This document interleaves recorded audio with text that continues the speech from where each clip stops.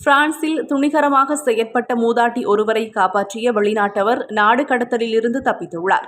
29வது பிராந்தியத்தில் அல்ஜீரிய பிரஜை ஒருவர் துணிச்சலான செயற்பாட்டால் 93 வயதான மூதாட்டி காப்பாற்றப்பட்டுள்ளார். குறித்த மூதாட்டி நடந்து சென்றபோது நாய் ஒன்று அவரை கடித்து தாக்கியுள்ளது.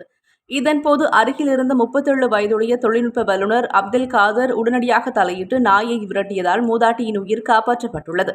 நான் என்னை பற்றி சிந்திக்கவில்லை, அந்த மூதாட்டியை காப்பாற்ற வேண்டும் என்ற நோக்கத்தோடு செயற்பட்டதாக அப்தெல் காதர் குறிப்பிட்டுள்ளார். அவரது செயல் அந்த மூதாட்டியின் உயிரை காப்பாற்றியதோடு சம்பவ இடத்திலிருந்தவர்களிடம் பாராட்டையும் பெற்றுள்ளது. 2020ஆம் ஆண்டு தொழிலாளியாக பணியாற்றுவதற்காக குறித்த நபர் பிரான்சிற்கு வந்துள்ளார். ஃபைபர் ஆப்டிக் கட்டுமான துறையில் பணியாற்றும் இவருக்கு தொழில்முறை ஒருங்கிணைப்பு இருந்தாலும் பிரான்சை விட்டு வெளியேற வேண்டிய நாடு கடத்தல் உத்தரவு ஏற்கனவே வழங்கப்பட்டிருந்தது. நான் வேலை செய்கிறேன், என் வாடகையை செலுத்துகிறேன், 5 ஆண்டுகளாக இங்கேயே இருக்கிறேன்.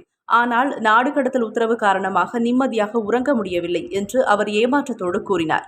இந்த சம்பவம் தேசிய அளவில் கவனத்தை ஈர்த்ததோடு உள்ளூர் மக்களிடமும் பெரும் ஆதரவை பெற்றது. அவரது துணிச்சலான செயலை அங்கீகரிக்கும் வகையில் 29வது மாவட்ட நிர்வாகம் அவர் மீது விதிக்கப்பட்டிருந்த நாடு கடத்தல் உத்தரவை ரத்து செய்ய முடிவு செய்தது.